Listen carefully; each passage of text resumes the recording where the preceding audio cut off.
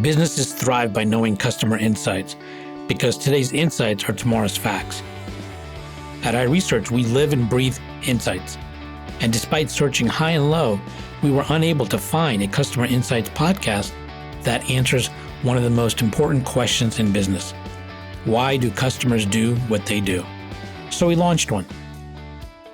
Hi, I'm your host, Darshan Mehta.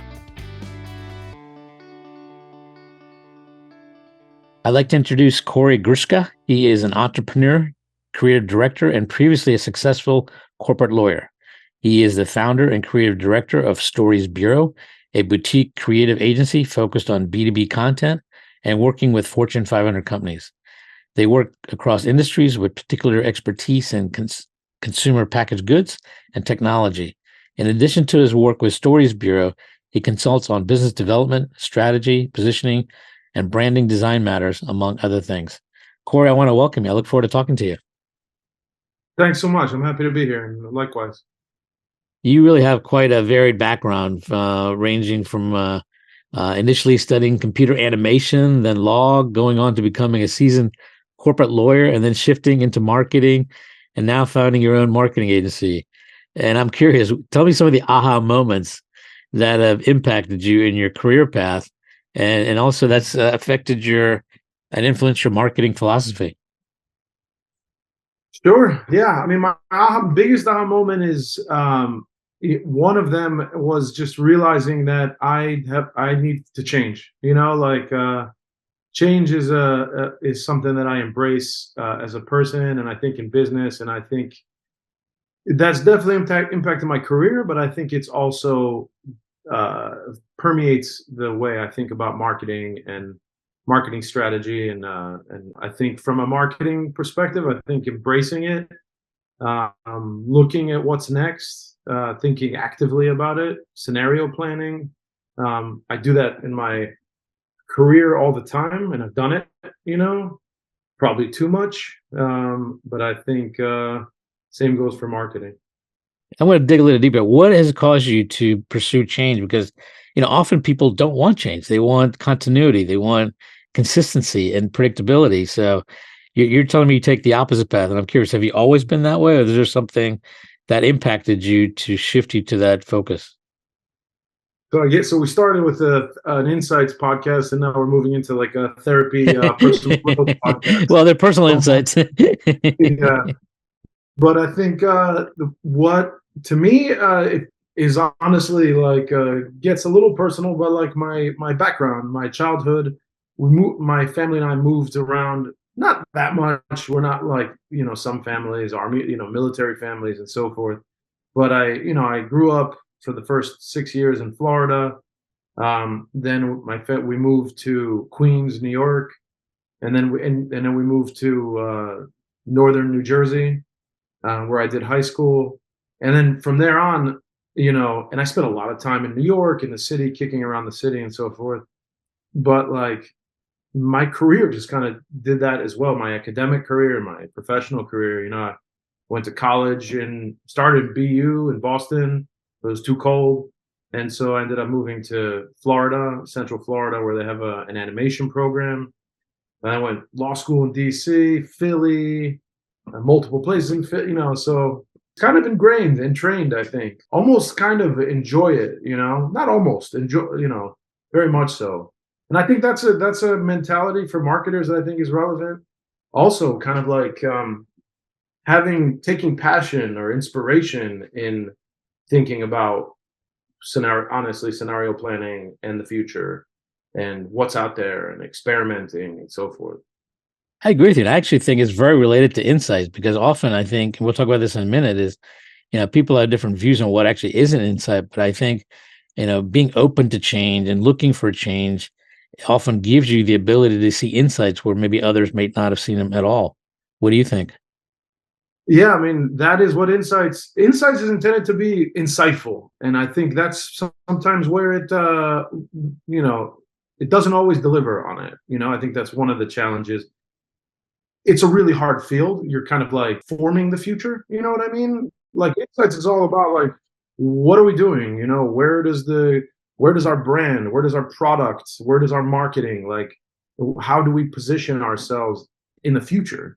Not today, like, I mean, today too, essential to the insights process to be able to scenario plan for sure, but like look objectively and in an inspired way at kind of what's next and what direction can we go and how does that impact where we stand today and the decision process we have in front of us, the consideration set in any context. I think that's what insights is all about. And kind of, if you the objectiveness and the open-mindedness is so important because and that also comes, there's bias and there's uh which everybody has, some more than others. And yeah, I think it's very important as in the insights process, in the research process, whatever it is you're looking into. Yeah, I agree. And I think with the bias, I think everyone has their bias, but I think if someone's open to change, they're able to then question some of their bias as well because they're actually open to a different viewpoint or a different perspective.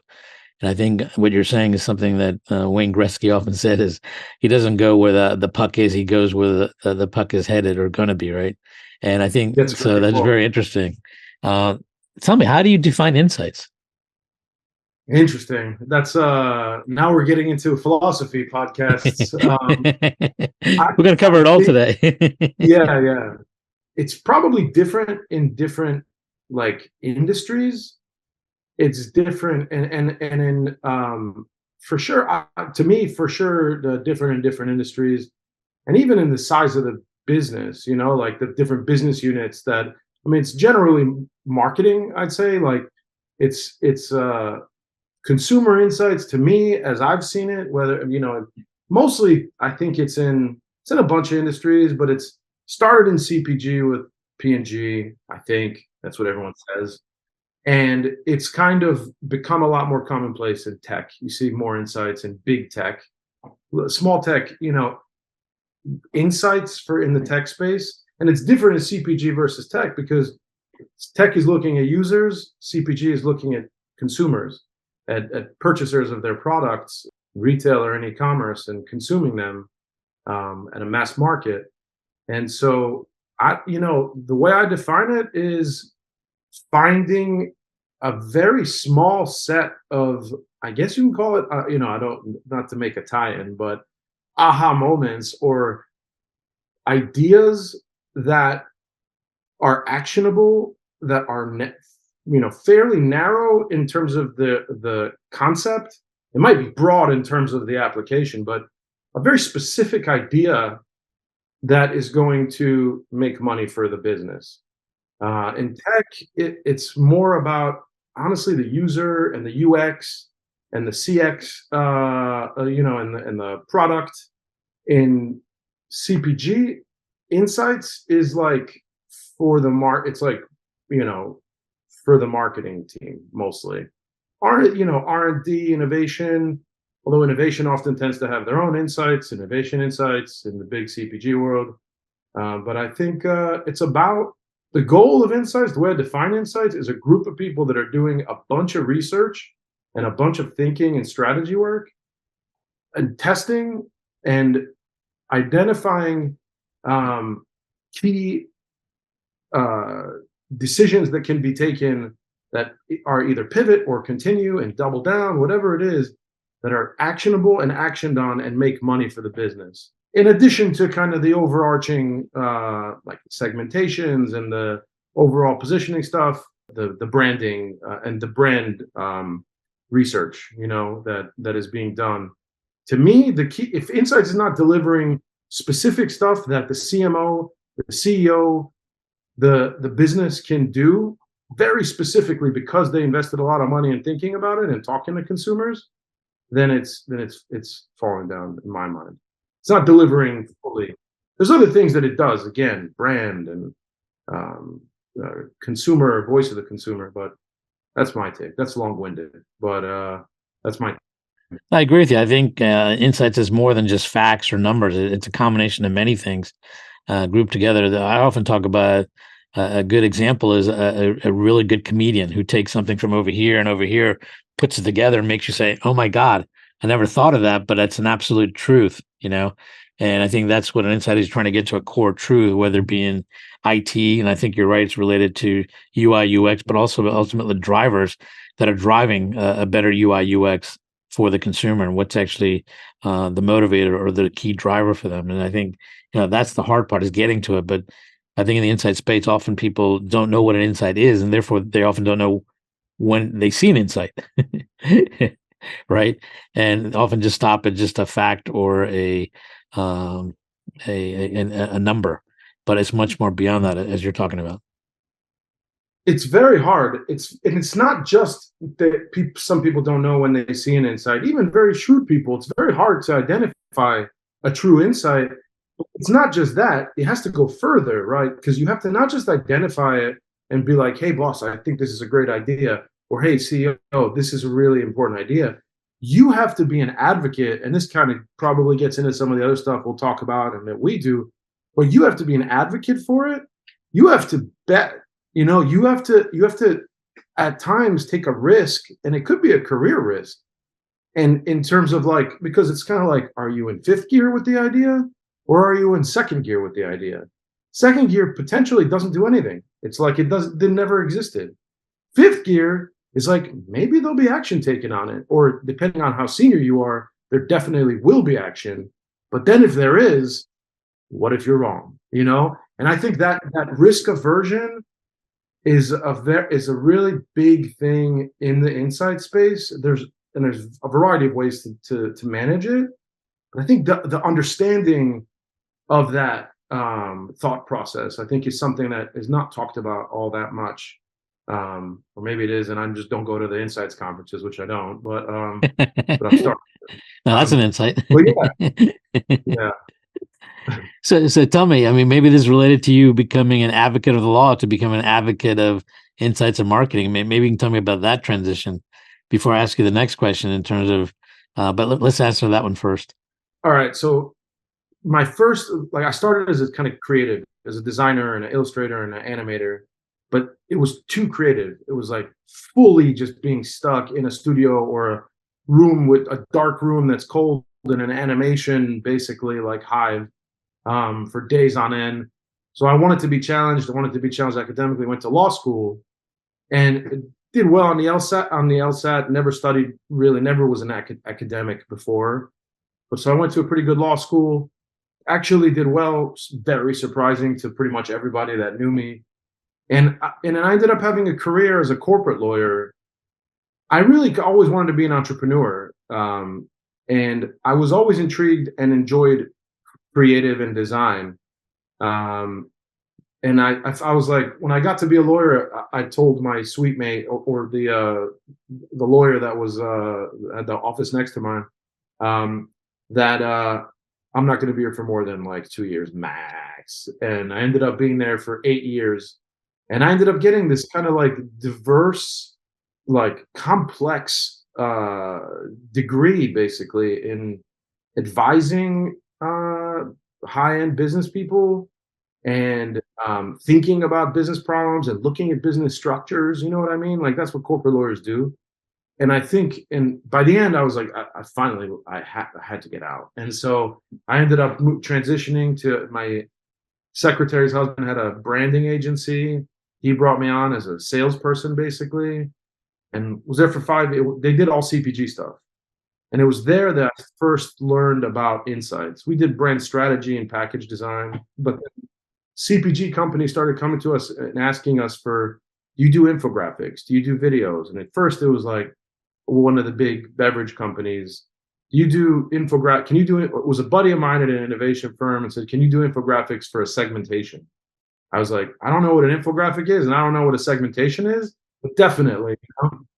And so we started there, and that just snowballed into, like, people would leave and go to this company and go to this company. And we ended up becoming like an insights. I think, going back to your question, legal career and the analysis aspect just kind of made it very natural for me to look at data, look at the business information. And the first time it came to me was through that agency, that branding agency, when I had clients that would come and from the insight space, and be like, can you take this complicated information and make it a really awesome deck? Or can you tell a 2-minute story with this research project? And it was like, I got the story. I was able to analyze what the important things were, and the storytelling was in my nature, right? Legal, before that, multiple creative kind of areas, you know? And so, yeah. And so that's how I think the legal and the design came together. A lot of agencies say left brain, right brain. I had to do it. Like, that's kind of like how I fell into it, you know? I understand. In fact, the reason I'm asking these things because a lot of my background was moving around when I was young and changing, and I'm open to change. I love change. I embrace it, and I actually was interested in becoming a lawyer at one point as well. Interesting. Yeah, and I realized like when I was in school, when I really like case studies, and what I liked about case studies is basically weeding through all the noise and information you're given and getting to the essence of what's really driving things, and seeing how that can actually solve the problem. And so to me, it makes perfect sense that you come from a legal to do this and being able to weed through all the noise but get to the relevant facts, because ultimately you got to be an advocate for what you believe in, right?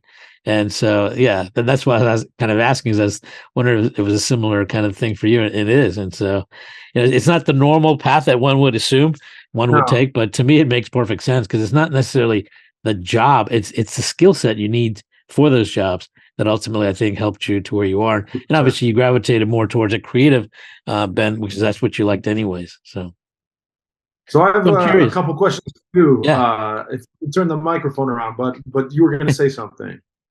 So I was going to ask you the next question because based on this, and you become an advocate of insights, give me an example, because I think you might have one or two where you actually saw an insight, but you had to become a real advocate for that in order to convince the client, or to really change the trajectory of the project, or the campaign, because you saw an insight, but you had to become an advocate and go through maybe some of those gears you're talking about to actually stand up for it. But in the end, it paid off. So I was wondering, do you have an example of that you can share with us? That's a good question. An insight that I advocated for. So there's one example.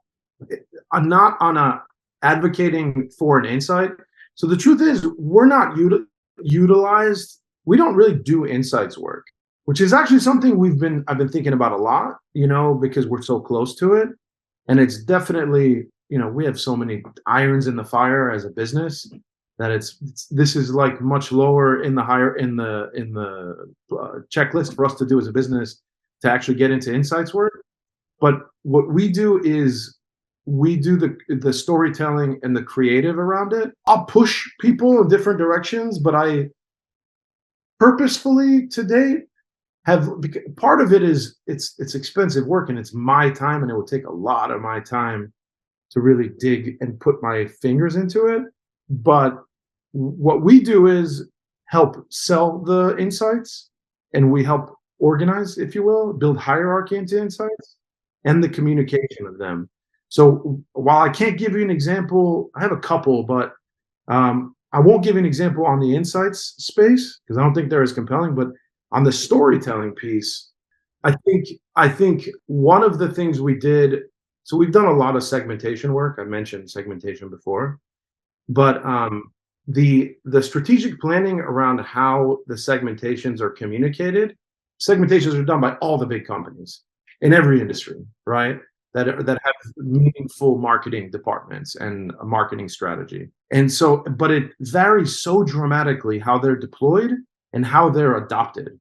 And that's the whole thing, right? And so there was one client that I worked with a few years ago that I pushed. They created the segmentation. It was gonna sit on a shelf. Effectively, it was gonna have its day. It was gonna be presented to the senior management, maybe even to the board. It was gonna be utilized in some capacity. But I think what I came to the table with was the kind of the strategic planning of how are we going to deploy that segmentation.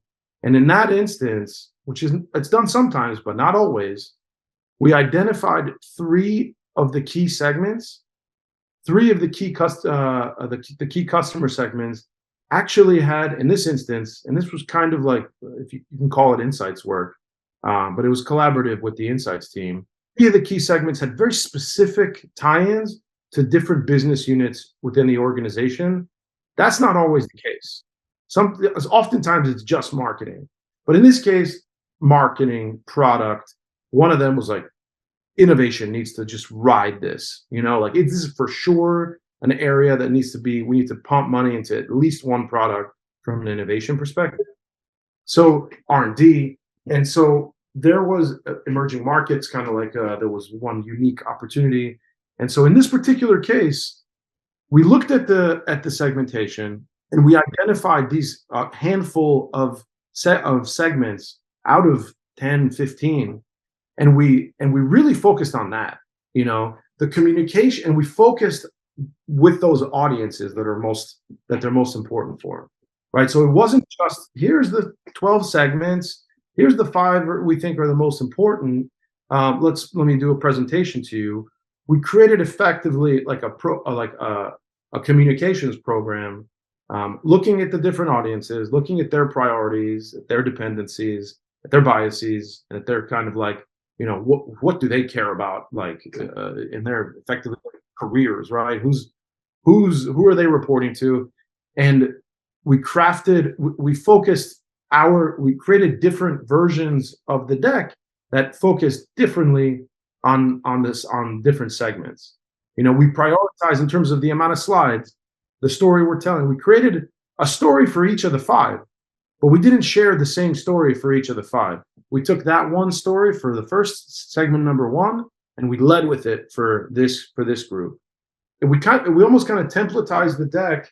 This can't always be done. It's not always so clean, but sometimes it is.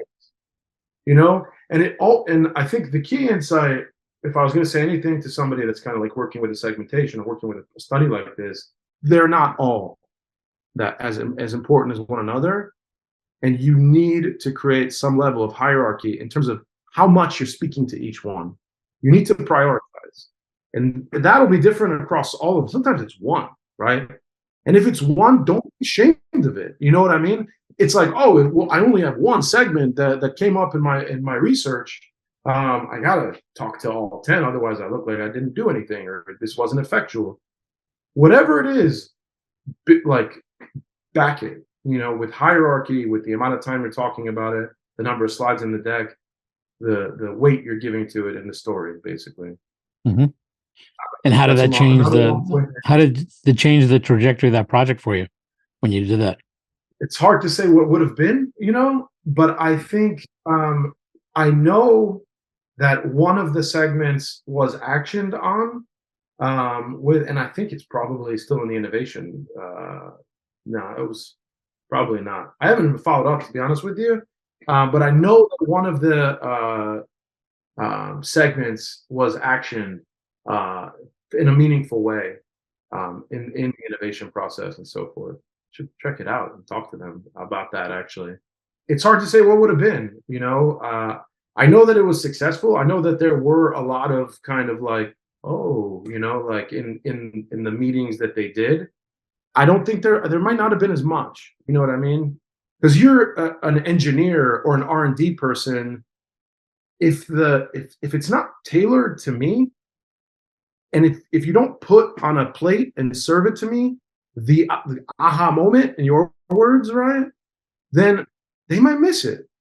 Again, to what you said, people aren't great at identifying them, and like insights people struggle with that. So that engineers and R&D people, and and sometimes it's complex because like the story is like there's a tie into marketing, but there's also like a sales angle, but it's really an R&D thing, or it's really an innovation opportunity.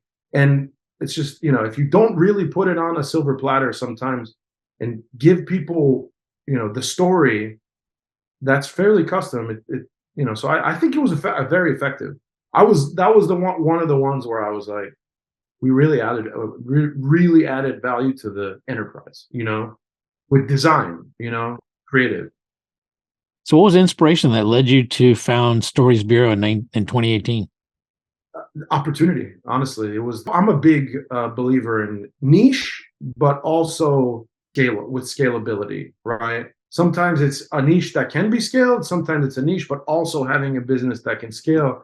And so when I founded Stories Bureau, I was at that branding agency. We were doing package design work, brand strategy work. And we were approached by a CPG, a big CPG beverage company to do infographics for their segmentation. And I did it. I literally hired a market research, like an insights person to consult and like teach me, because this was kind of before Chat GPT.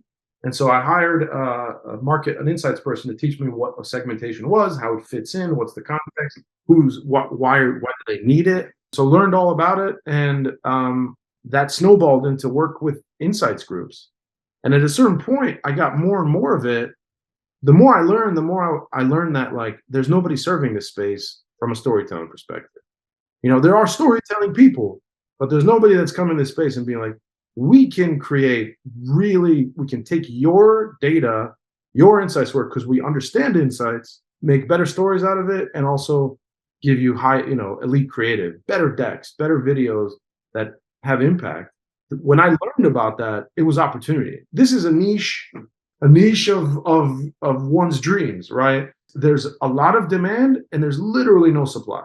So we started doing so much work that my partners and I in the branding agency, we created a new entity. We called it at the time Stories Company, initially just focused on storytelling with insights and design for internal comms, really executive comms, but really for insights.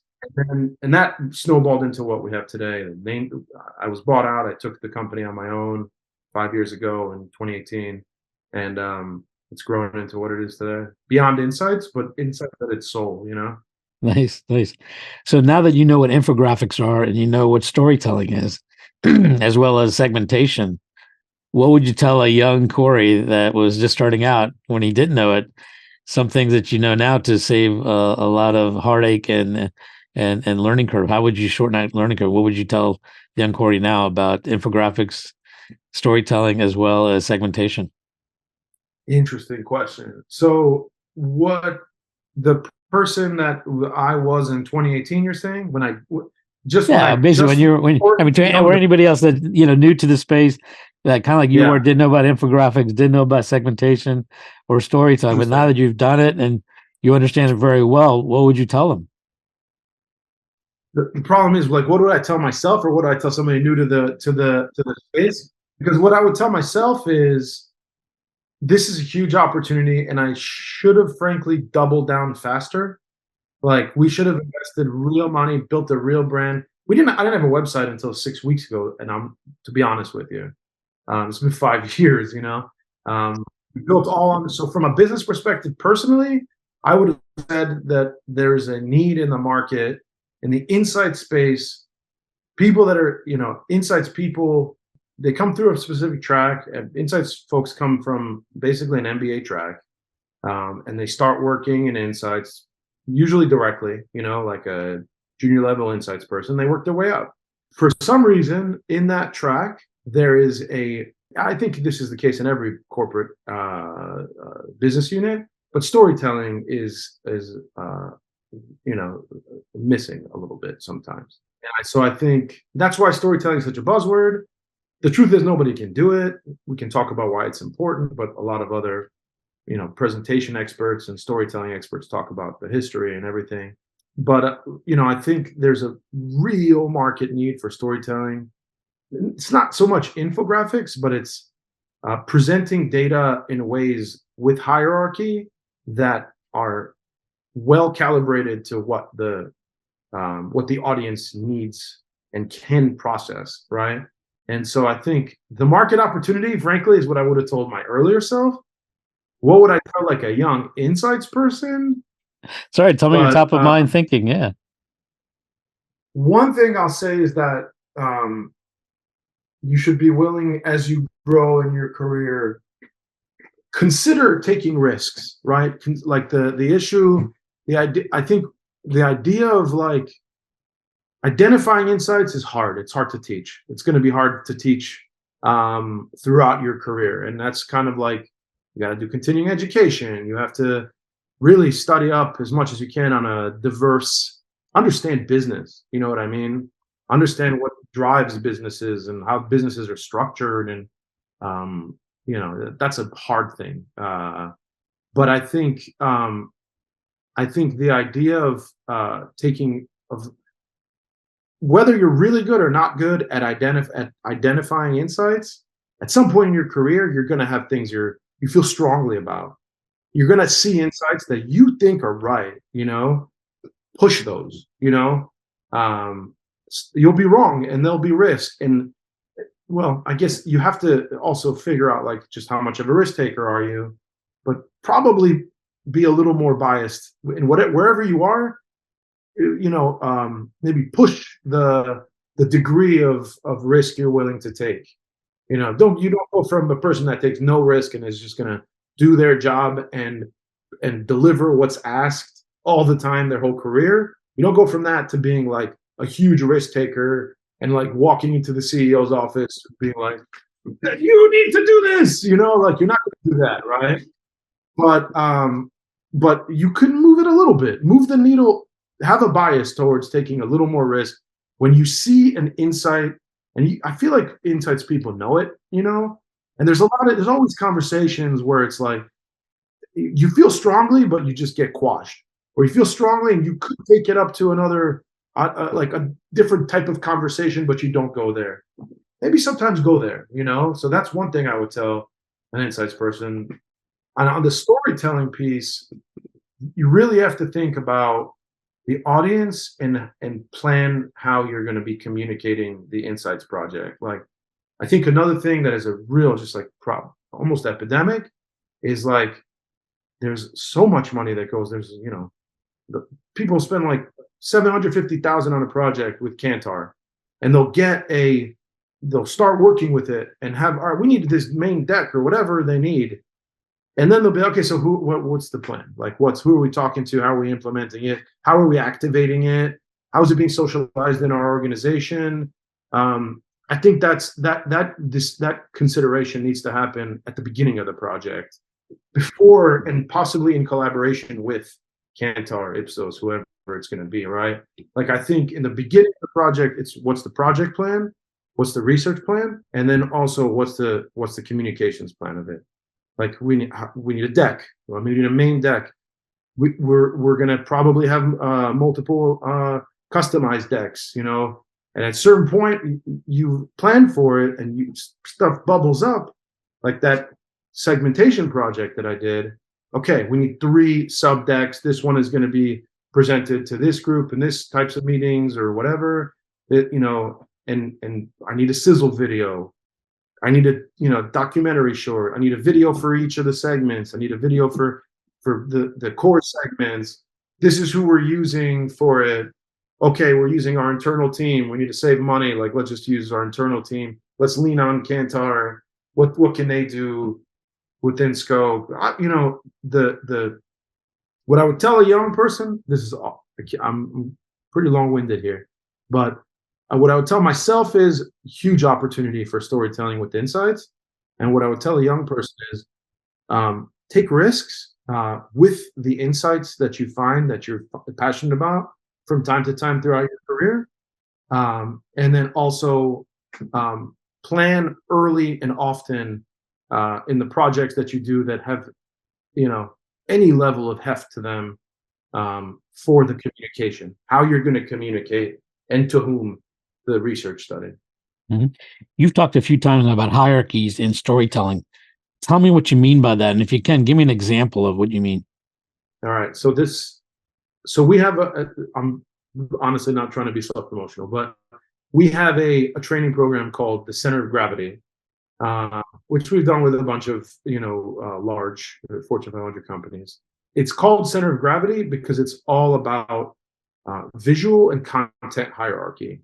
That's the name of the game. With everything, honestly, in corporate, like anybody that's talking about anything, for sure in business, but definitely in insights, from a visual hierarchy, so hierarchy from a content hierarchy perspective is like you're building a deck. You need to be visual. So this actually comes from my career as a lawyer. Lawyers work in outlines. Like, lawyers work in outline forms. Business people work in decks. I never used PowerPoint before 2018. When I was my 8-year career as a lawyer, you might be surprised to hear, I never opened PowerPoint, which is interesting, right? Lawyers work in outlines. Lawyers work in Microsoft Word. And so, and the reason is you have complexity, and this is also an information design principle. Complexity is managed through order, through hierarchy. And really, order is hierarchy. So from a content perspective, what I mean is thinking in terms of an outline. What are the key points? What are the dependencies from a content perspective underneath those points? What are below those points? And at the top level, let's say you're building a deck, are the top levels in your outline. And you should be looking, am I building my sections in my deck? Am I zooming out in my deck? Look at, slide sorter in PowerPoint, that the button on the bottom that lets you see all the slides in the deck on one. When you look in that view, have I built out sections? And are the sections logical? Like, are they all at the same level? Or like, are there two sections that are like clearly the key points? And all the other ones, I'm just bumping up to the level of a section, but they're really not. They're subsections of other ones, So that concept of hierarchy, I'll kind of leave it at that from an information perspective. So content hierarchy, that's what I mean by content hierarchy. It goes much deeper. It applies to data visualization. It applies to all sorts of other things, data really analysis. And from a visual perspective, hierarchy is everything. You go to a website, how big the font is, the space between blocks of text. Is something bold, but something's not bold. You go to, and that's the case in every area of design. Visual hierarchy is managed and will change what you see, basically, and what you take away from what you see. But from a presentation perspective, to me, it's the most important piece. Within each slide, I have a paragraph of text. I can't help it. I have, which is another problem that most business people have. They put too much stuff on their slides and they can't help it. Most presentation designers say, just simplify your slides, just cut the paragraph. And that's a great principle, but like nobody does it. They just put the paragraph on there, right? So if you have a paragraph, what do you do? Nobody's going to read the paragraph if you're presenting that slide. So you write a sentence that summarizes the paragraph, the key points in the paragraph, bold it, make it the font a little larger, make it the first sentence of your paragraph, and that's it.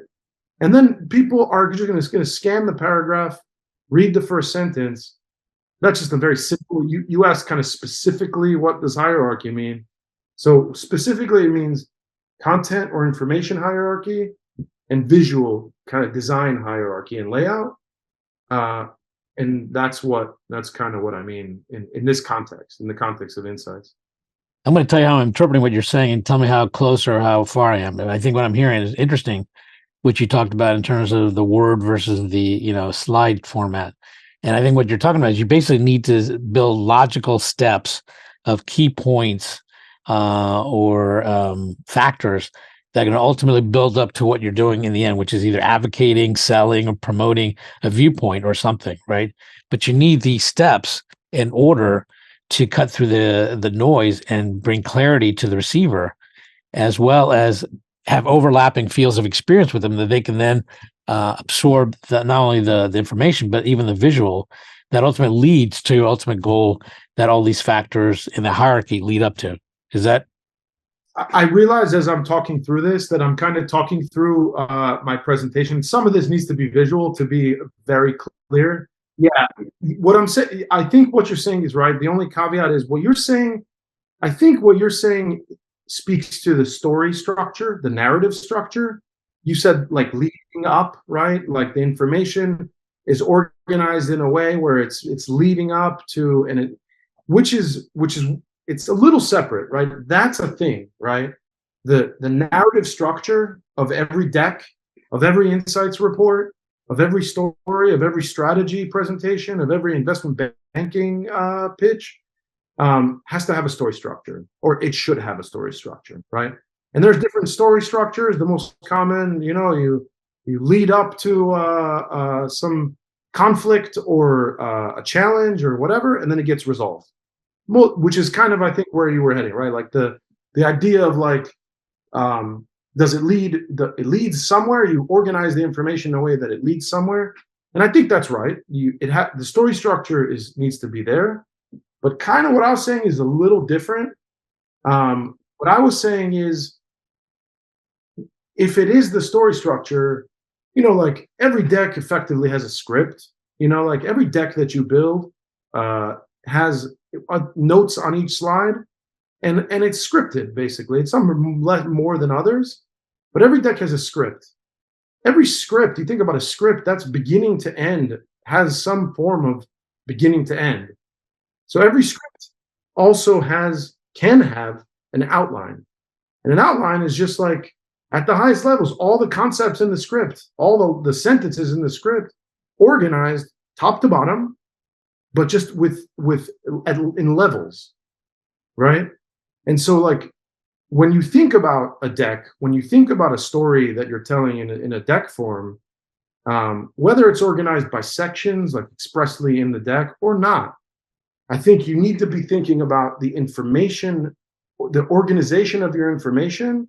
Yes, it's probably and should be in a narrative format, where you resolve a problem or there's a conflict, but also you need to be able to kind of almost visualize the information from in terms of what's more important, what relates to what. You need to be able to zoom out again with the slide sorter in PowerPoint, see the deck, and say, oh, okay, it makes sense that it's moving in this direction, but also it makes sense that it's organized within each of these areas in this way. At the highest level, the key points that I'm making, they are independent of one another. There's three of them, and there's only three that I'm focusing on at that level. There might be three sections.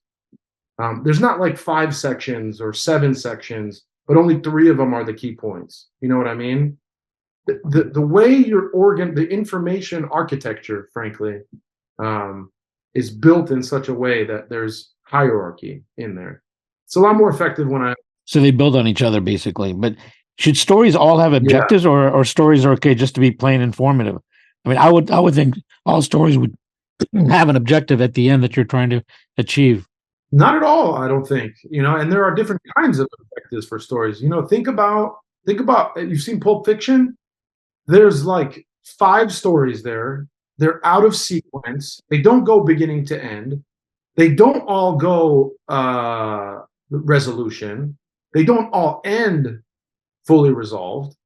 So not every story has opening, introduction of problem comes to a head, problem is resolved, and then the denouement, like resolution and finish. Like a lot of them do, a lot of good ones do. That's probably the easiest one for non-storytellers. If you're not Quentin Tarantino, you probably don't want to build a deck bouncing around timeline wise and narrative structures and not having a real story for any, like a real resolution for any of them in some ways. So it's just, I think it's an easier, more intuitive template, that structure, but they don't all have it, and in business, they don't have it too. Sometimes it's informational. Sometimes it's not like, here's the problem, here's how we resolve it. It's like, we have 3 problems, let's talk. It could be all sorts of things. I know you're a big fan of keeping up with innovation, so I'm curious, what role, if any, do you think AI is going to play in storytelling as we move into the future? This is another big one. I'm going to try to keep this short-winded. So in the interest of like, I change and I'm open to change, I've experimented a lot with AI and I'm pretty obsessed with it. Religiously listen to multiple AI podcasts, especially ones for marketers. The role that I think AI is going to have in storytelling, like in life, but especially in storytelling, is going to be profound. It already is profound. And I think today, I mean, like, so the AI I use Anthropic's Claude, I use ChatGPT, I use Runway, which is a video, the main video AI application out there now, and all the others I've experimented with. What it can do today is tell stories that are I mean, it builds stories in terms of like the characters, the names, the places, uh, and tell those stories. It can write books, you know, it can write scripts.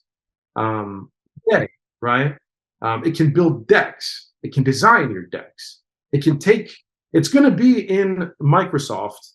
Everyone's going to have it within 365. It's called Copilot.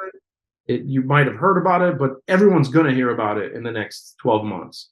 So all of the Microsoft apps, OneDrive, all of your files in the next, let's say 24, are going to have AI in them. You're going to be able to say, write me a deck about so and so, and it's going to just know where to go. Or you can tell it, use these 6 decks and build me the story for the CEO on this date, whatever. And it's gated, so you don't have a data security issue. So it's going to build decks. It's going to make documentaries. It's going to make videos. When you talk about storytelling, you're talking from an insights perspective, probably. It's going to identify insights. It's going to review all of your research work and optimize and help you optimize. Where it is in the long term is a very profound philosophical existential question. But in the short term, 2 to 5 years, I don't think it's hyperbole to say it's going to do any type of storytelling work that a human can do, probably in collaboration with humans, and amplify the storytelling capabilities and scale. Like the idea of like I'm a big Knicks fan. I'm a big New York Knicks fan, basketball, and I was a big fan in the '90s when they were really good. Pretty much today the technology exists to say, I want a 20-minute documentary about the 1990s New York Knicks, specifically in this year when they lost to the Bulls. Bam, you have a documentary. The concept of content on demand is going to have a profound change and just an explosion of content and storytelling.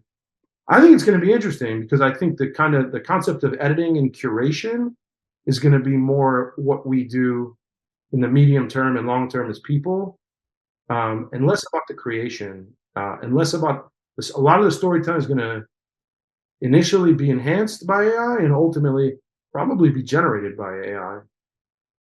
But I think the human element still, to get the best AI, you still need the right human element to pose the question or the task to the AI to get it to do it properly too, right?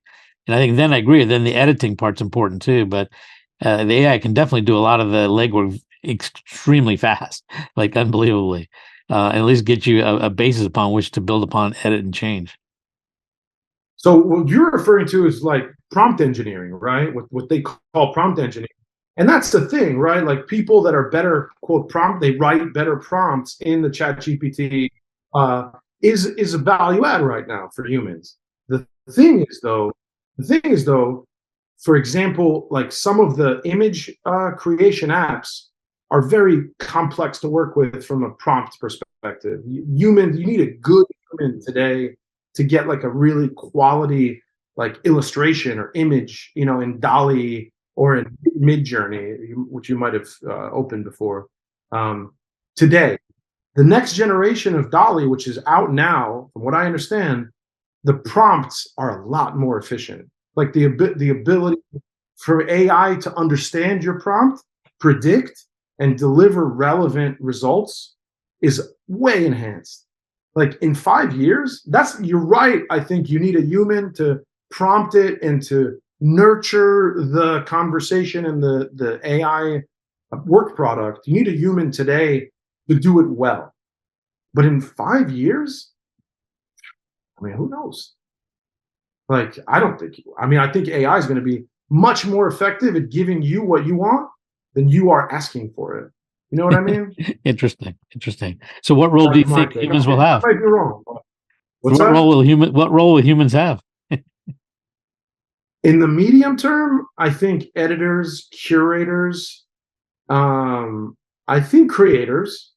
In the long term, and I don't even know what that is. That could be 30 years, that could be 3, But in the long term, hopefully there, listen, and that's why everyone's talking about it, the existential scenarios around AI and everything. But listen, I hope that we end up with a good result with our relationship with AI in the long term in terms of what role will humans have. But I think the best case scenario is that AI does most of the work for us, and there is a way to manage the benefits that it's going to bring, because it's going to bring insane benefits, you know. And so, like, to distribute the benefits, to share the benefits in a way that if everybody benefits from it, like, what role? I mean, do people need to be? Do people want to work? Or if you have a menu of options that are amazing, that don't involve work, that you can spend all your time on, and food prices are there's the deflationary effect on the price of food and the price of service and the price of everything. Maybe, maybe world peace, the best case scenario. Let's not go into the Well, ultimately, directly. the application of AI will depend on how humans apply it as well, right? I mean, and like with anything, there's going to be good and bad, and hopefully, the good will prevail, and the bad won't be as bad. But we'll just have to see, as it unfolds. But I think it's interesting as AI. For me, AI is still a little bit more automated intelligence versus artificial, truly. And until it gets to the emotional aspects of what humans can do, and that level of decision making, and even discerning insights, I think that's going to be very interesting if it gets to that point, which I think eventually it will. Just not sure when. It's going to be That's even for more sure. interesting. Right. Yeah, yeah, yeah, The stuff that's on the frontier today is really bananas, like yeah. really mind. I agree. Like, and most people aren't looking at the frontier. You know what I mean? Most people Yeah, know if Chat GPT, maybe they've experimented, maybe they embraced it, or maybe they use Dolly or Midjourney for images sometimes. But they don't, like the stuff that is out there that you can see. It's like, what? It's bananas. Today, there'll be a need for humans. I hope we can build a world where it's human centric. Like, AI is crazy, right? It can take us it can take consciousness and human consciousness to different galaxies in theory. You know what I mean? Like, not to be like, it can do crazy, amazing things for humans. So I don't know. This was probably yeah, this is a passion point for me, as you might hear. So probably shouldn't have well, we'll gone have down to have this another road. podcast on that later on when we, as you Yeah, delve more into AI and implications and where you think it's headed. It'll be a fun conversation. But let me ask you, for if sure. you were to have a conversation with anybody in AI or in storytelling or insights, who would it be and why? AI, I would probably like to talk to Sam Altman, who's the founder of OpenAI, the CEO of OpenAI, and the runs ChatGPT. Um, just like see what's going on there, with him, with the company, with insights. I listen to a lot of podcasts, and I'm a big fan of Scott Galloway. Have you come across Scott Galloway in the podcast space? I'm a big fan. He's so insightful. I'd love to kind of like sit down with him for half an hour and talk about like my business and the world of insights and other, like the other stuff we're doing as a business. Scott Galloway probably, and he's he founded Profit, which definitely does insights work, but more strategy. Um, and that was the question, right? There was nobody else you were asking about. Yeah, and storytelling. If there's another one for storytelling. Probably Quentin Tarantino. Like, just intrigued by he's the most unique storyteller, I think, of our of this generation, for like these generations, you know what I mean, like the last 50 years, I think, my opinion. Yeah, I agree. He does a combination of bringing chaos and structure to it, but also visually too, and tying it all together. And it's quite unique for Tying it sure. all together, Yeah, it's crazy how he does it, like, yeah. I mean, it doesn't make sense, yeah, Well, it does and it doesn't, right? yeah, So that's the yeah. thing. Yeah. So, well, listen, it was a pleasure talking to Corey. I really appreciate it, and I look forward to having a continued conversation with you on AI in the future and seeing where all this is going to take us. And I'd love your insights on it because, especially when it ties to humans and storytelling, I think you bring an important and interesting perspective. So thank you. I appreciate that. Yeah, I had a great time. Thanks so much. Yeah, it's a pleasure talking to you. Thanks again. Getting to AHA was brought to you by iResearch. To find out more about us, head to iResearch.com and make sure to search for Getting to AHA in Apple Podcasts, Spotify, and anywhere else podcasts are found.